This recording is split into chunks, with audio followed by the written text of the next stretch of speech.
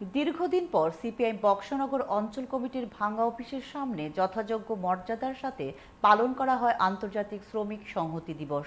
কলসিমুড়াস্থিত অফিসের কর্মসূচিতে উপস্থিত ছিলেন সিপিআইএম বক্সনগর অঞ্চল সম্পাদক আশিস সরকার, বিভাগীয় কমিটির সদস্য আবুল হোসেন, আবু জাফর সহ সিপিআইএমের অন্যান্য নেতৃত্ব। বর্তমান পরিস্থিতিতে অনেক কারখানার মধ্যে শ্রমিকদের দিয়ে এখনো 10 ঘন্টা 12 ঘন্টা সেখানে খাটাচ্ছে, বিভিন্ন কারখানার মধ্যে শ্রমিকদের দিয়ে। এটা বেআইনি, সেই বেআইনিভাবেও খাটাচ্ছে, কিন্তু সেইভাবে সরকারের মানে অসহযোগিতার কারণে সেই জায়গাতে শ্রমিকদের 12 ঘন্টা 14 ঘন্টা এখনও খাটাচ্ছে।